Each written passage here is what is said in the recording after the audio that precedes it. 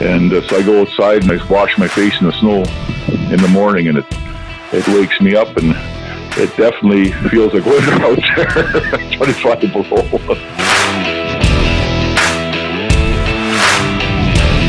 I don't know, last year, first time I froze 2 fingers on my right hand, that first knuckle, my fingers were black.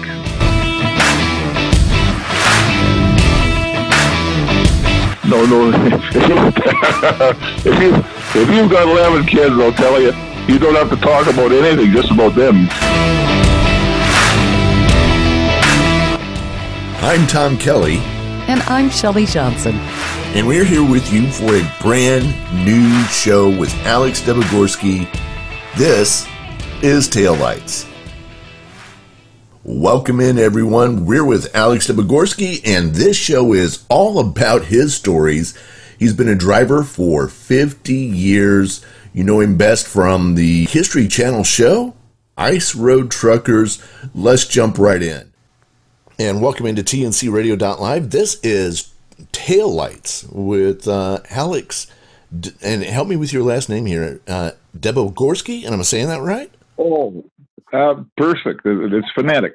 All right. Yeah, it's fairly easy to say, just as long as you don't get scared with all the letters. Yeah, it's a scary name. It really is. You know, everybody looks at it and says, I don't know about that one. But Alex, it's great to have you in with us, and we're really excited about you, about the show, and we're going to be, over the course of the next few weeks, talking about some of the experience that you have had throughout your lifetime. How many years have you been a driver now, Alex?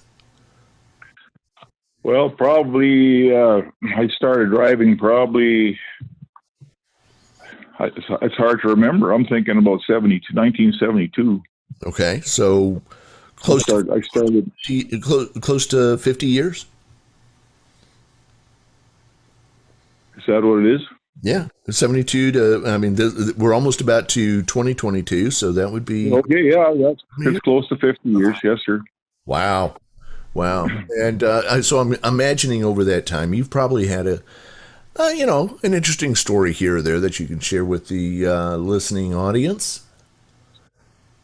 Yeah, I go down the winter road. I remember a couple of years ago, I was going down the winter road, and 3 o'clock in the morning, I was bugging one of the other drivers. I was telling him, boy, there's a lot of ghosts out here at 3 o'clock in the morning. I think of all the people. That's just one road. I've been on other roads too. You think of all the people that passed away and all the things that happened. It's a lot of years. A lot of things happened over those years.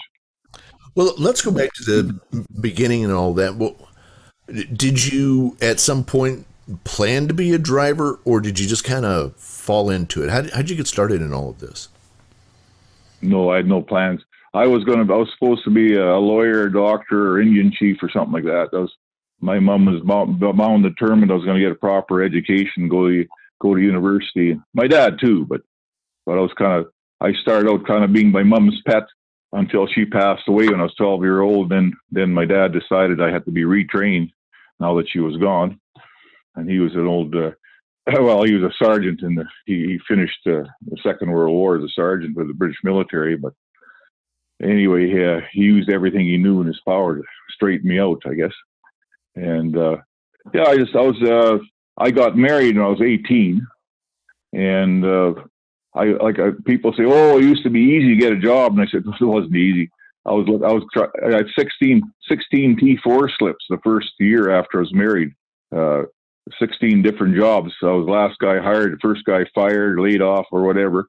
And then I was working in a tire shop, and a couple of guys showed up in Grimshaw, Alberta, and they said, "Can you drive?" I said, "Oh yeah, I could drive. I drove the grain truck and stuff like that. I've worked at it, on the farm. I came off a mixed farm." And they said, "Well, we need a driver real bad and up in Grand Cache in a coal mine." So I just packed my stuff and off we went and moved to Grand Cache. Ended up spending 4 years up there. Started out driving a 1970 427 Chevy, dump truck, just hauling what they called Midlands. I think we're hauling coal very short distance to the power plant. It's a reject coal. It didn't go to Japan. Instead, we fed it into the power plant. it was dirty and it was hot. Boy, that's a hot summer sitting in the coal pile. And then I went on the cats, pushing and loaders and pushing the coal into the feeder for the plant. And then the guys are coming down hauling coal from down the mountain, and I got talking to them. They end up getting on the trucks, and that's where the start of the truck. And that job there, we killed a guy every 6 months. The only woman who was on the job, she got killed there too. But that was but on the coal, we lost back in those days. Safety isn't what it is today. We lost guys, cats rolled over. How you think some different guys, a young family, the guys got killed. A cat rolled over, and they got squashed on the cat, and different things. We were young guys, and we pushed things pretty hard, and then eventually I moved up to Yellowknife, and then when we got up here, and of course that was the Winter Road was one of the jobs, and I decided, well, I want to try that, so I went on the Winter Road. I've been doing that ever since. So I just finished doing the orientation on the computer for the Winter Road this year. I'm trying to get the work done on my truck, so I get my truck to be in shape to get on the road. But it starts in February, but you got to get ready early, eh? Get the Sure. and all that. Sure. So back when you were young and were just getting started and doing the driving with the with all the coal, did you have one of those experiences where you almost tipped it, or maybe did tip it, or whatever, and just got fortunate? Well, I was, we were the youngest shift. I think I can't remember A, B, C shift, and there was one shift that was we were the youngest shift, and then we had the oldest shift, and then we had a shift in between. It was a mixture. And the oldest shift are all million milers, and they all look down their nose at a bunch of young whippersnappers. And when we'd go, of course, I worked all the overtime I could. I was busy trying to make money, and then so they'd overload me because we drove a little faster, we hauled a little more coal, and for trucks didn't break down, and so they were usually irritated with it, so they overload us, and which made it a little dangerous for us. We come off the top, and you couldn't take it. You had to go down the hill second, and then not take it out of gear, because as soon as you pull it out of gear, you end up in neutral. You couldn't get it back in gear, and that's a good way to get yourself going off the side of the mountain. So there's, my brother, I had a brother, they call him Richie Bang Bang. He's still alive. He's in kind of rough shape, but he was sort of the craziest guy out there. And the guy, a lot of times, we come down there, we take it out of gear, and we get those, like I was driving an 848 Kenworth and we all had 350 Cummings in at that time. And that truck was on the haze. We had hazes and Kenworths, and they went, and they on the flat ground, wide open, they might go 45 miles an hour, maybe a little less, say. And we'd take them out of gear. There was, like, my brother, he'd go over 100 miles an hour with his truck, and I probably was up around 85. And this Kenworth had planetaries, and they were definitely the way planetaries made with the sun gear and the gears going around. They definitely aren't made to go 85 miles an hour. The mechanics kept telling me, if one of these gears piles it up, it'll just the wheel will just come right off, and then the truck will run over the wheel, and it'll be game over for the truck. But I've never had a disaster like that. But I did spend a few times going substantially over the speed limit. And in the wintertime, they told everybody to chain up, and there was about half a dozen of us that decided not to. We just drove all winter with the chains, because we thought we were hot shots. And actually, yeah, we did okay because everybody else had chains, and so they roughed the ground up so we could look like we knew what we were doing, but actually we didn't. Looking back, I go down the road, I go by one of these little towns, logging towns, and I see a logging truck pull up to the bar. This young guy jump out that's maybe 24 years old.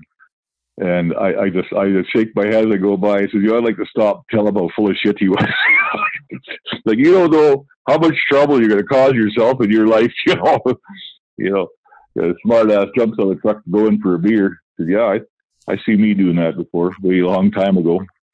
Okay, so if I gave you that time machine and you could go back and talk to Alex in 1972, 3, 4, 5, somewhere in there, what would you tell yourself, other than that the Cubs were going to win the World Series in 2016 or something like that? What advice would you give to young Alex?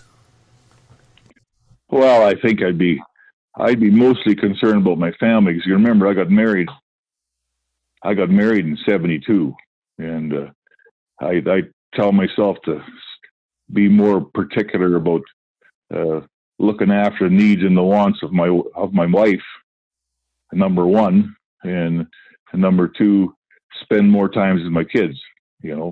Maybe not spend a whole bunch of time because I worked all the time, but when spend quality time. And instead of going out and with the boys and having a few beer, having a party, instead of that, go out and take the kids to the beach and spend an hour at the beach.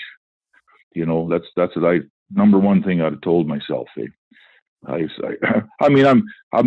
be married 50 years, maybe it's in January. I guess I should find out, because I'm going to get in trouble. That's pretty soon, next month, I guess. And so I'll be married 50 years then, and which is phenomenal. It's one of the many, God gives us many small mercies and small miracles every day, and that's a big miracle that I even survived 50 years in my marriage for the kind of character I was. But but that's even a larger question, though, Alex. There are a lot of drivers, a lot who are listening right this moment, who are struggling to get through year 5. This is not a great job for healthy, long-lasting marriages. How did you be married for 50 years? We'll be back with more of Taillights with Alex Debogorski. Stay tuned. Next, Alex talks to us about what it's like to be married for a half a century. 50 years is amazing by itself, let alone raising 11 kids. Can you imagine that, Tom? Not at all. And we also hear about how when Alex was a young driver, things worked a little bit differently than they do here in the States. They really did. I mean, it was kind of like the Wild Wild West here, It was. He's got some great stories. Absolutely. We'll be back in just a few minutes.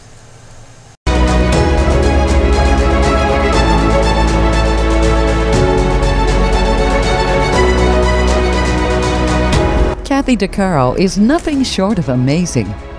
She not only drives the world's biggest truck as a heavy equipment operator in northern Alberta, Canada.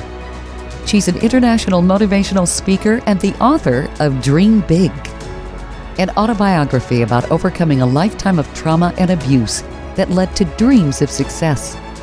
Kathy inspires people the world over to change their lives and improve their self-worth. Her book will change your life. She's passionate about personal growth and believes anyone can change their circumstances and overcome their obstacles if they believe in themselves. Her life will amaze you and seriously inspire you. Be sure to order a copy of her book, Dream Big, on Amazon.com.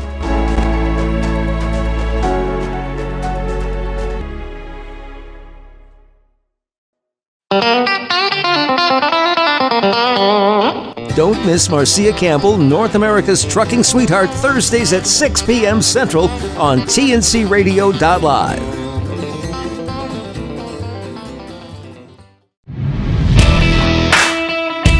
Welcome back to Taillights with Alex Debogorski. How did you be married for 50 years?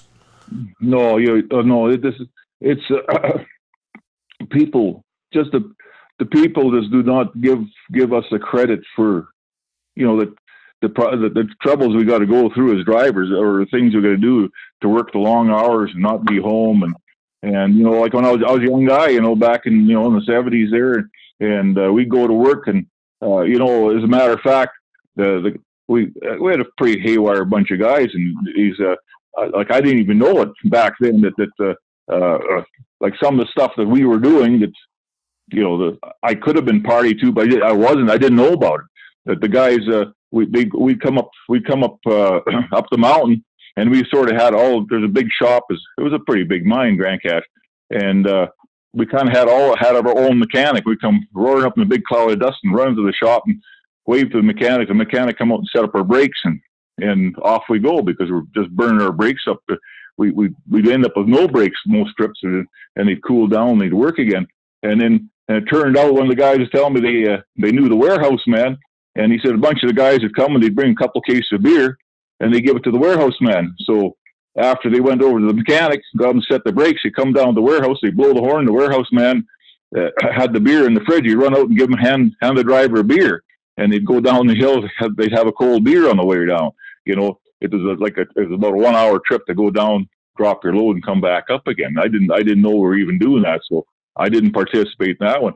But we go round and round. I know we probably might make I can't really remember, maybe 8 trips and a shift, you know, and some of the guys, they got their girlfriends to come up at midnight and they take them for a ride up the hill. And I tried to get my wife would never come up there. She was too scared to come up there. And, you know, the way we were, it was a pretty stressful job because we were young and we made it stressful for ourselves. We could take it easy. And, you know, I remember this old guy, his name was Nick Zella. There were some contractors out, you know, there were company trucks, but there was contractors. This old Ukrainian guy, Nick Zella, real nice guy. And he said, "Oh, when you go by my old Mac, you make the doors rattle." Those contractors, we just blow by him with these company trucks, and you know, they take it easy. Like, we didn't have to drive like crazy. We get paid for making a triple S too, but we pushed it anyway because we're young, and we actually ended up lived on adrenaline, eh? And we, like our shift, we never lost anybody in our shift. You know, we had a couple of, you know, we got spin outs. We have trucks go around, and you know, I could have went over the bank a few times. The good Lord, a little bit of help, and we managed to get by, you know. But my wife would never realize, you know, that I come home, you know, like after a shift, it takes a while, you know, when you made a couple fast trips, and before you come home, it takes a while for you to relax. So it's hard to be a relaxed person in your relationship when you're living, you know. I do a 10-hour shift, and it's like that, and come home and try to be a calm, cool, and normal person. And she didn't realize what goes on, and she didn't want to come up and see what the road was like or any of that. You know, it's a lot of times we the stresses of the job. You know, I drove in with my pickup here the other day, and I went through 2 snowstorms coming from 1,800 kilometers. So it's 600. I don't know, close to 1,000 miles, I guess, from Likely, BC to Yellowknife. And I went through 2 snowstorms, and got, you know, one place there was a couple of the oil rig pickups were going in the ditch because they're driving too fast. And then I got home, and they said there was a wreck about 200 miles from here. A truck wrecked. Maybe, I don't know how many, a couple of trucks. There's a lot of trucks on the road because they're doing pre-fill for the mines now. They're bringing stuff to Yellowknife, and then when the winter road starts, they'll take it from Yellowknife north. But you know, depending on your day, you come home pretty stressed out, dealing with bosses, dispatchers, truck problems, you know, people on the road, lack of patience, and our family doesn't realize it. And it's just trying to come home and be able to change gears and get yourself, you know, be kind of normal when you're around your family, and not take the stress and take it out on the family. Sure. I wasn't very good. I wasn't very good at that, you know. I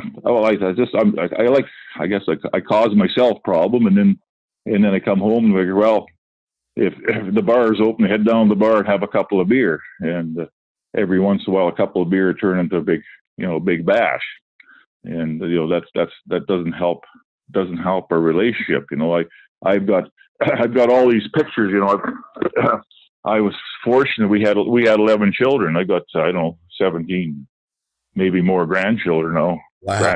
At least one great grandchild. So, but you know, we got pictures on the wall here covered with the whole living room walls covered with kids. But there's a couple of family pictures where there's, you know, when there was only half a dozen kids or 3 kids, and there's a couple.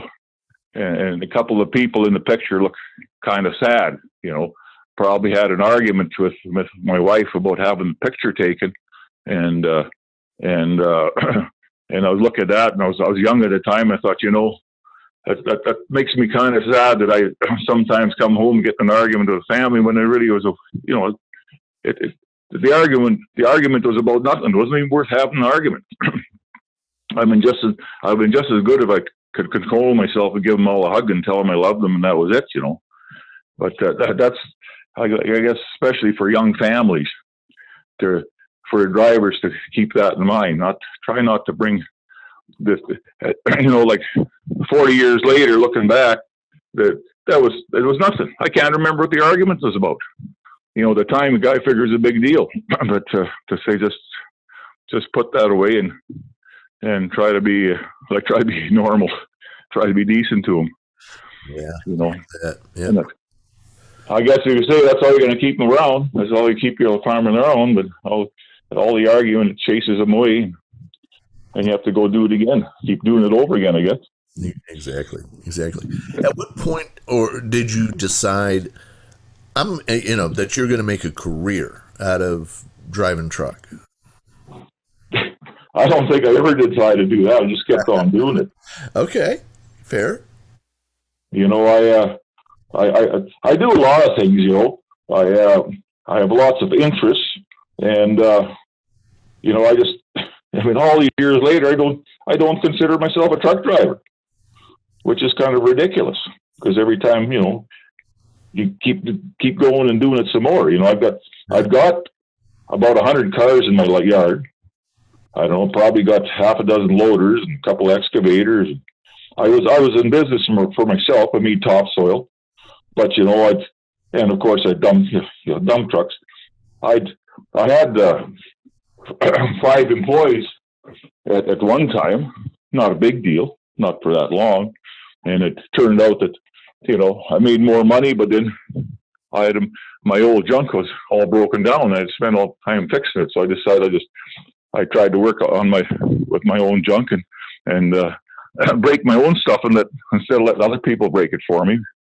But you know, I've been fortunate. I've had a life where I kind of, to some extent, did what I wanted to do. You know, now I do a little bit of gold mining or a little bit of prospecting, and you know, I tinker with the cars. Our building burnt, I don't know, 2019 or something.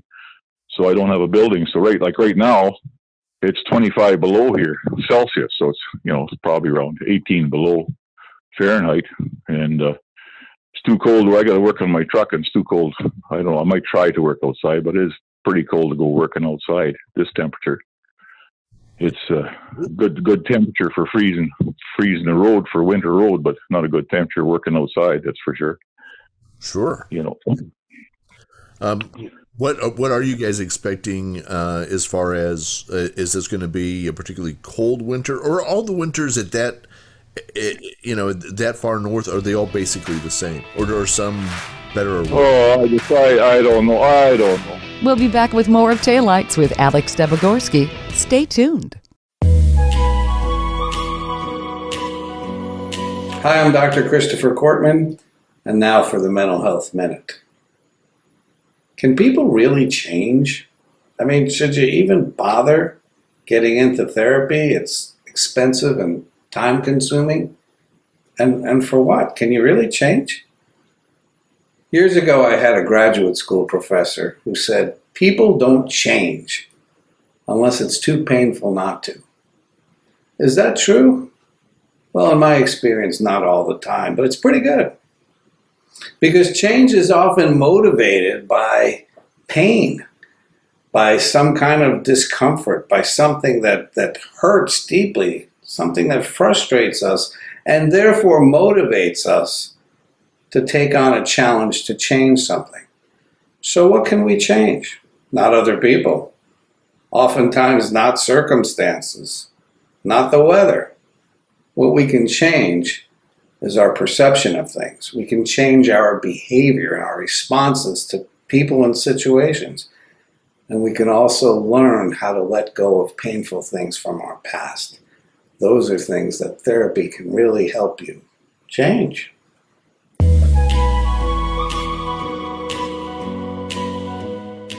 Be sure to listen to Building Strong Minds with Dr. Chris, Mondays at 7 p.m. Eastern, 6 p.m. Central, right here on tncradio.live. Welcome back to Taillights with Alex Debogorski. What are you guys expecting as far as is this going to be a particularly cold winter, or all the winters at that that far north, are they all basically the same, or are some better or worse? I don't know. Do you really know? I mean, after this last couple of years, of listening to the media and what's going on in the world and COVID, I don't know. I listen to all that stuff and I just look in the mirror and I think I'm just full of no. I don't have a clue what's going on. The Trump era. I'm Canadian, and the Trudeau over here and the COVID thing. We got to shut down. We got to global warming. It's a disaster. As the other day was saying that they just figured out, the scientists, they got these new things, they can figure out how, what was here 6,000 years ago. They said that the mammoths, the hairy mammoths, or the big tusks, the elephants up there in the Yukon, they were around less than 6,000 years ago. So there's people on Earth at the same time as the hairy mammoths and the saber-toothed. They're figuring out that the saber-toothed cat and the mammoths, they're around at the same time, and there's people around, and which is and all this stuff is. I don't know what's going on. It's cold. It's cold out here. Every winter it's cold, and every summer it's warm. Some summers it rains more. Some winters it snows more. I don't know. Last year, first time I froze 2 fingers on my right hand, the first knuckle. And the first time I seen it, I did to myself, and that part of that first knuckle, my fingers were black. The 2 fingers were black, like for 2 months before it went away. And if it got down around 0, they hurt like heck. And I don't know, they probably are still going to be a problem when it's cold this winter, because we had a couple of days, all the trucks, it seemed like all the trucks, every time they come around the corner, there's another truck there, the trailers are froze up, and the airlines would get really hard, and then the roads is rough, and airlines would break, and you have to go out there. So I was out there, had to fix my airline, helped a couple of guys fix their airlines, and didn't put my hands back in my gloves enough times to warm up my hands because I got in a rush, and then my fingers froze, and I didn't notice they're frozen, or I didn't pay attention to it.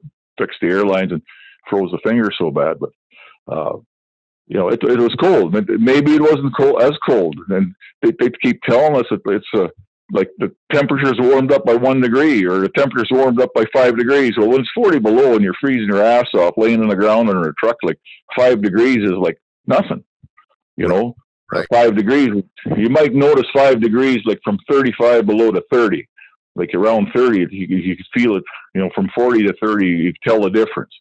But after 40, it's all the same, So but we're, like this year right now, I mean, they said it was going to be a warm winter. Like right now it's about, I'd say 25 below Celsius. I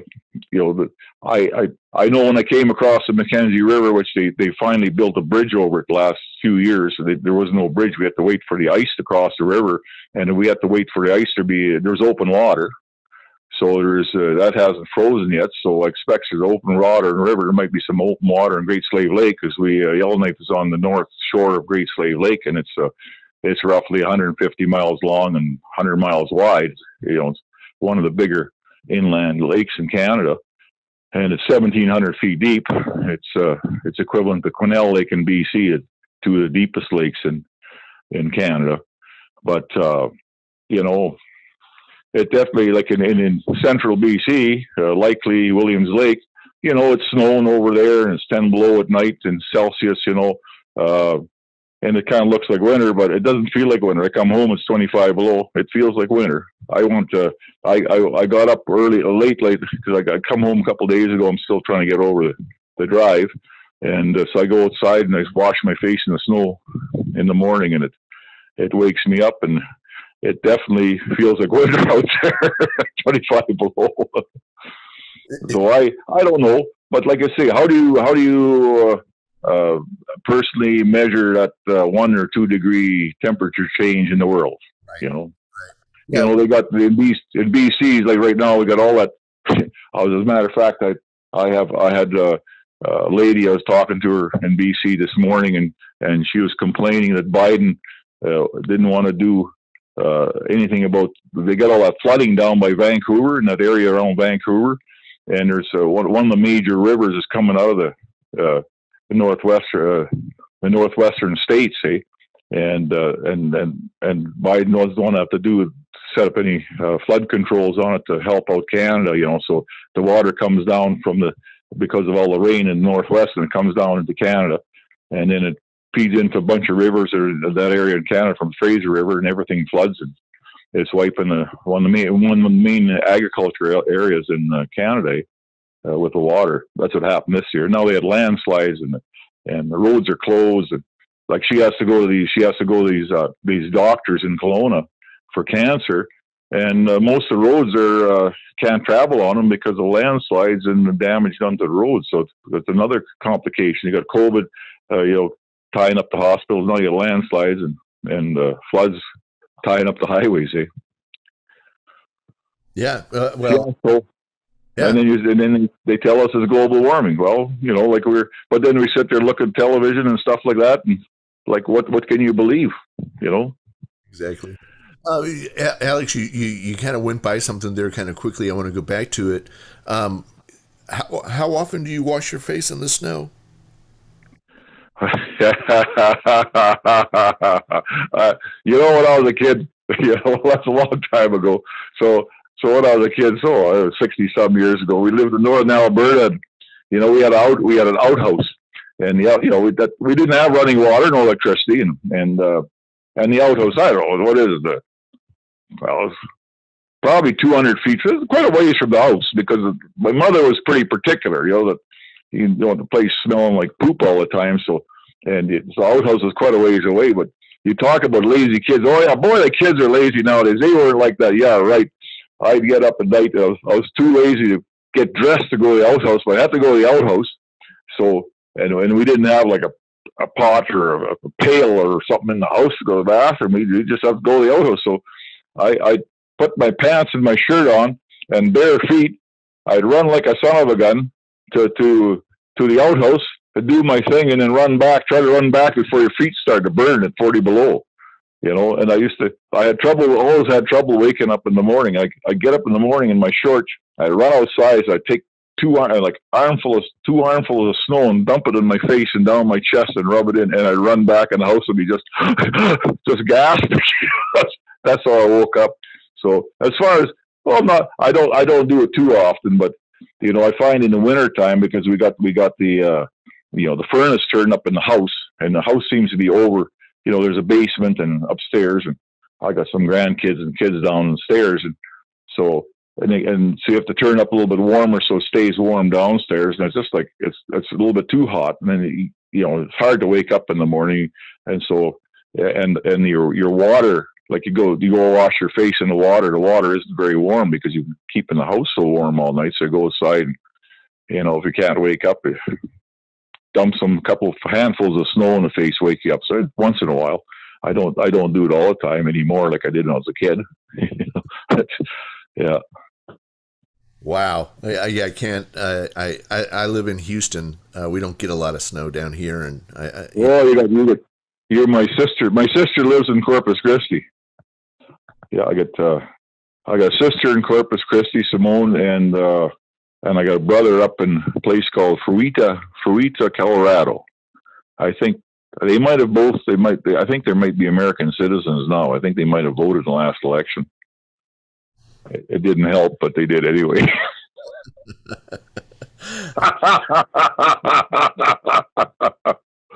Yeah, my brother's in the oil field.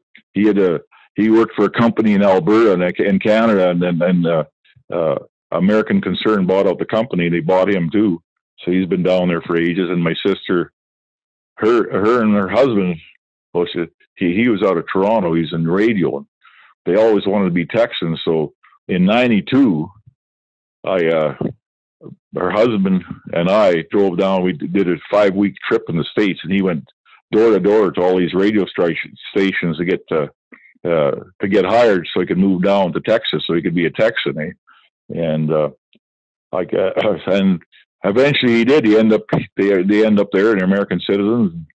And he's actually, which is really, he was in radio, and when he returned about 60, he went and got his CDL, and he's hauling tanker. He was hauling, his dad lived in Toronto, so he was hauling fuel up to the Canadian border so he could visit his dad once in a while. But he was hauling tankers around Texas.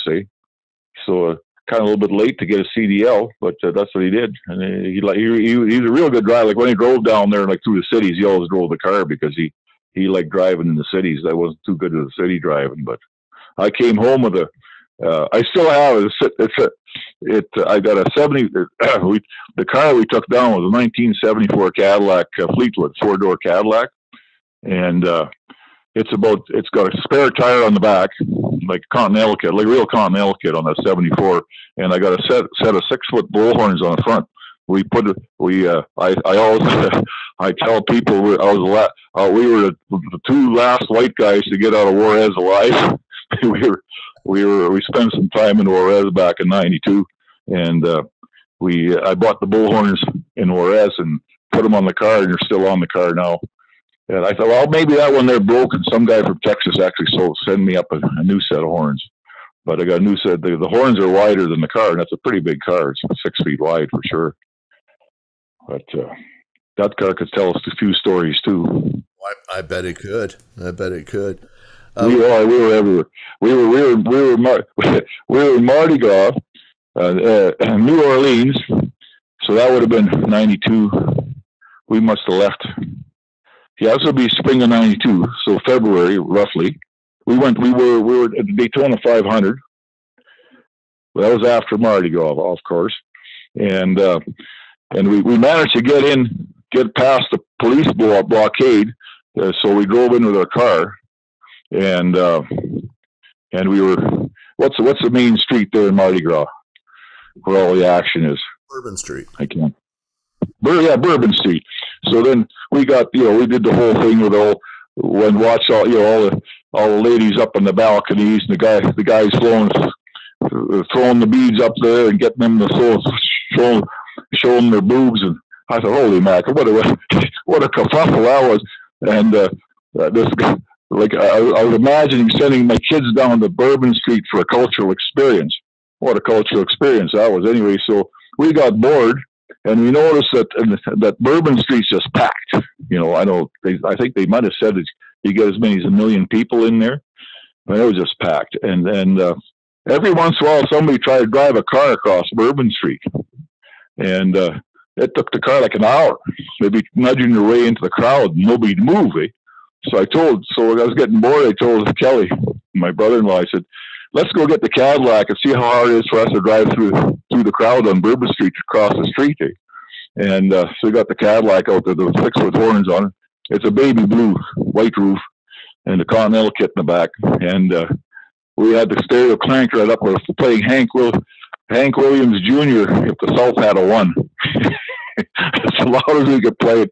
And we'd pull up to Bourbon Street with those 6-foot bullhorns, and everybody started cheering, "Hey, Texas!" And guys are running up and they're hanging their beads on the horns, and with the windows rolled down, they pass us a beer in the window, and we drive across. They just the Bourbon Street is open up like the Red Sea, and we drive across Bourbon Street. We drink our beer, we drive down, we turn around a block or two down, and we come back, and we did that all afternoon that one day. It was quite a riot doing that. Every time we show up, the whole crowd cheered. We drive across the street. We had 1-car parade. Yeah, and they loved it. It sounded yeah, we loved it. They loved it, and it was funny because we got a Northwest Territories plate, which is a bear. It's a polar bear. I think at that time it was blue and white, and people they didn't quite register it wasn't from Texas, but they didn't care anyway. Yeah, still a Texas car, even if it has the. Let's put it. You could say it's Texas, the Texas mentality.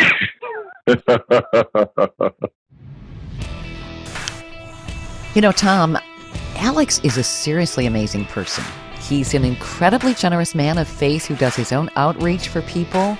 It's a wonderful example for Christians. He does it every Sunday. It's just incredible.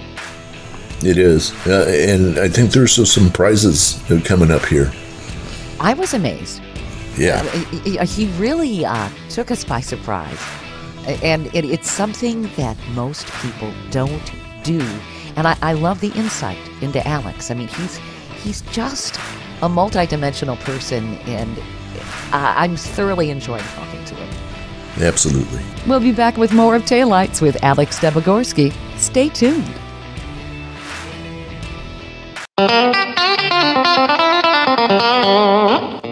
Don't miss Marcia Campbell, North America's trucking sweetheart, Thursdays at 6 p.m. on tncradio.live.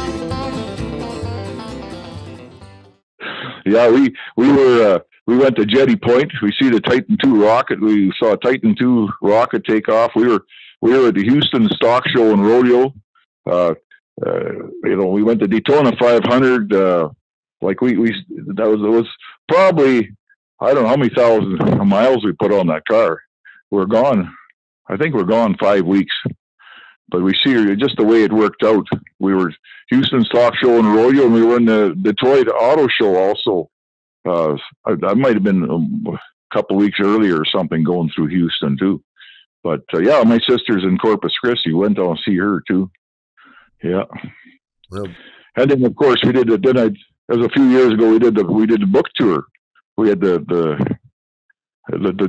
big red Rio that we drove all over. I think we were 6 weeks driving around that truck and doing the book tour. I don't know how many states we went through for. I must have did about 20 states or something.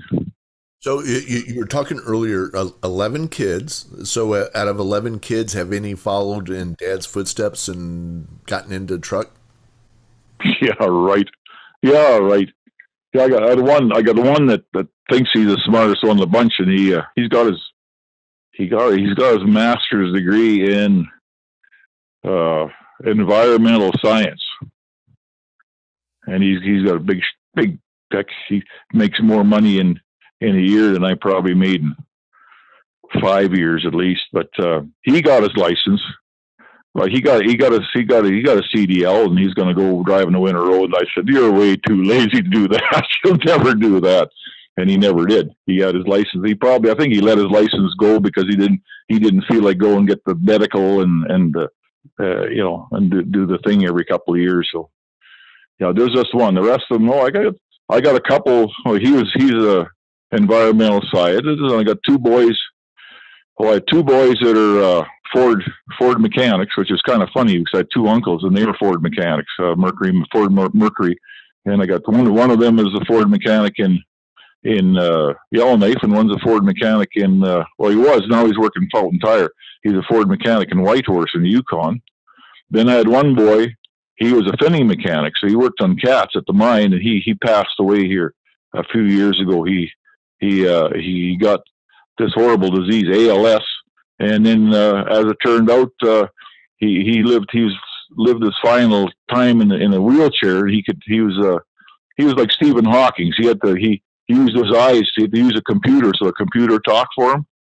And be darned, a couple of days after Christmas, his house caught fire, and his wife and the babies got out, but he didn't. And it got killed more by smoke than fire. But anyway, wow. He was 32 at that time, and I got one daughter. She's a registered nurse, and the one guy, he's a service writer for. Well, he was for Ford, now he's for Dodge. They're both owned by the same company up here. So most of them are doing okay, but there's no truck drivers. They just. And are you glad of that, or is that something you wish that one of them would have? I'm not too. My wife was slowly over 50 years. 50 years has trained me. I seen something on YouTube. Some guy said he was married a long time because he never told his wife nothing. So my wife has trained me that I kind of, I push them to do well at whatever they do. That's good. Yeah.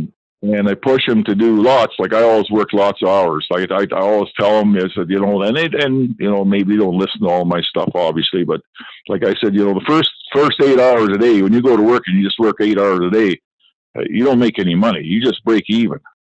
You'll start making money in a second when you work the second 8 hours, the overtime shift, and then you'll do better when you get on the graveyard shift. Well, when I was in the coal mine working at the plant, the compensation, like back there, they never paid too much attention. They start causing trouble because I'd be working 3-4 shifts at once. So I start getting into 34 hours and stuff, and strange things started happening. People complained because I was working too many hours.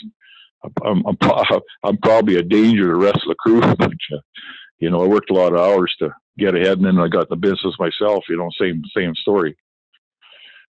The kids. We came. My dad was my parents are Polish, and they were. Dad's side of the family, just as the war started, the whole family got shipped off to the Siberia, to the Gulag, to the they're in the States right now. Or Canada too are talking about communism. They don't know what they're talking about. They don't know what communism is.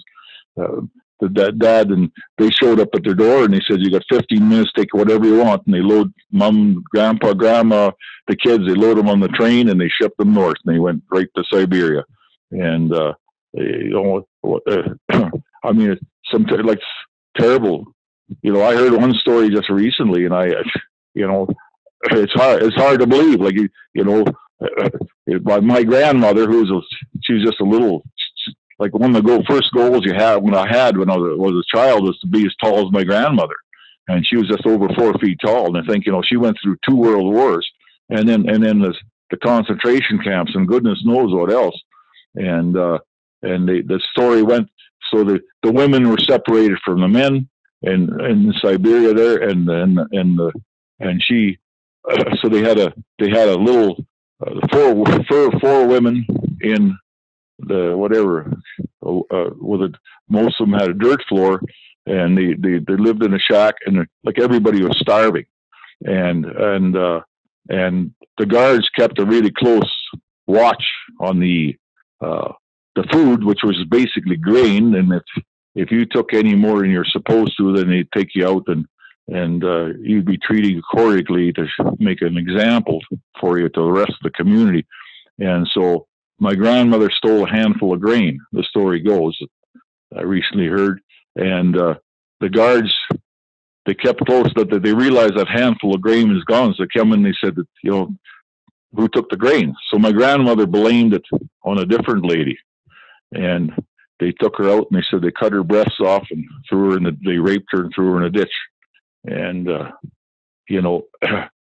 and then my grandmother obviously felt really bad, that she tried to nurse the lady back to health. Of course, she died, and she had a daughter. So then she looked after the lady's daughter. The daughter ended up dying also in an accident later on. But the stuff these people went through, and the sad thing about it is we live here. A lot of us here, U.S. and Canada, live compared to them in a lap of luxury, and we don't realize the same thing is still going on today, and nothing is very little is being said about it.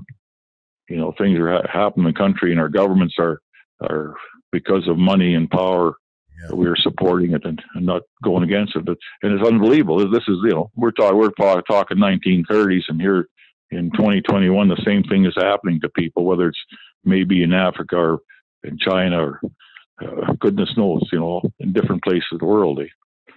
Yeah. And we don't appreciate how good we have it here, and trying to change it turns the clock backwards. I want to try a different line of questioning here, Alex, for a couple of minutes, and we're not going to go too much longer for today.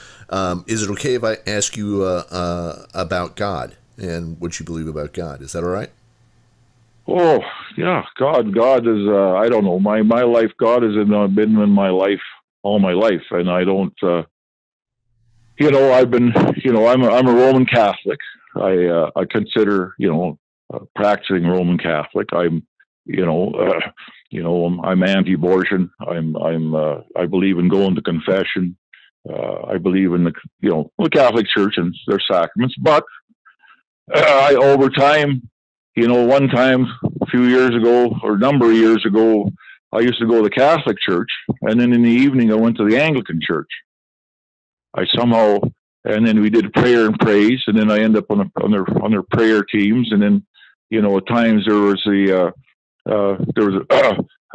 indigenous couple of indigenous guys, native guys came up from down south, and they come to pray over people, and they'd look for when you have to have a prayer team. You don't generally go you pray by yourself over different groups of people. You have a prayer team because you have to protect yourself.